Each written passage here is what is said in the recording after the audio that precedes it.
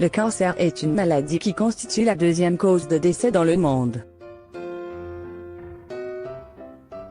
D'ailleurs, près d'un décès sur 6 dans le monde est dû au cancer et environ un tiers des décès par cancer sont provoqués par 5 principaux facteurs de risque comportementaux et alimentaires tels qu'un indice élevé de masse corporelle, une faible consommation de fruits et légumes, le manque d'exercice physique, le tabagisme et la consommation d'alcool. Outre la chirurgie, la chimiothérapie ou même la radiothérapie, il existe d'autres approches plus naturelles qui vont avant tout respecter l'organisme humain et l'aider à guérir plutôt que de combattre la maladie. Un article du Guardian cite en exemple une femme britannique de 67 ans qui a vu son myélome perdre du terrain après avoir pris un traitement à base de curcuma. Dinke Ferguson, une Britannique de 67 ans, a été diagnostiquée en 2007 d'un myélome appartenant au groupe des cancers plasmocytaires, qui sont des maladies dans lesquelles le corps produit trop de certains types de cellules appelées plasmocytes que l'on retrouve principalement dans la moelle osseuse. Pendant 5 ans, elle aura subi plusieurs traitements de chimiothérapie ainsi que 4 greffes de cellules souches qui se sont avérées infructueuses avec en somme tous les effets secondaires que cela implique. Alors que toutes ces options paraissaient épuisées, et qu'il n'y avait rien d'autre qu'elle pensait pouvoir faire ou se voir prescrire par des professionnels pour enrayer la maladie, Dinke a débuté un traitement pour le moins inhabituel.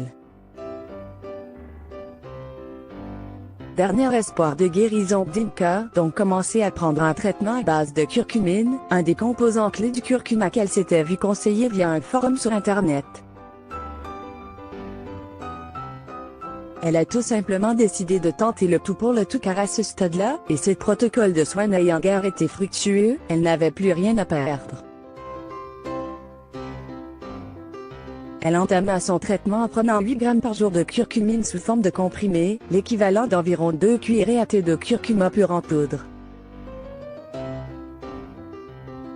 Le traitement a eu un effet tel sur l'organisme de Dinke qu'il a récemment fait les pages de l'éminent British Medical Journal, journal scientifique, comme un rapport de cas unique de la façon dont un ingrédient naturel était en quelque sorte capable de tenir le cancer à distance.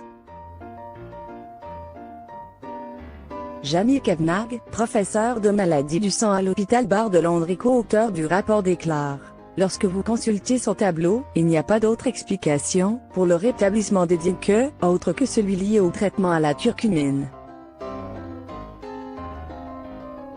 La curcumine, nouveau traitement à tester. Certaines études menées au sujet de la curcumine ont suggéré qu'elle contribuerait à inhiber la prolifération cellulaire et l'angiogénèse à différentes étapes du développement de différents cancers. Chaque année, environ 500 personnes rien qu'au Royaume-Uni reçoivent un diagnostic de myélome, et en France ce sont 6 500 à 7 000 nouveaux cas. Elle possède aussi un fort pouvoir antioxydant, anti-inflammatoire et d'immunomodulation. Il s'agit d'un cancer de la moelle osseuse qui se caractérise par une prolifération excessive de plasmocytes dans la moelle osseuse. Le processus de cette maladie provoque des dommages osseux, des douleurs intenses, de la fatigue et des lésions nerveuses. La plupart des malades qui développent ce type de cancer ne vivent pas au-delà de 5 ans après le diagnostic.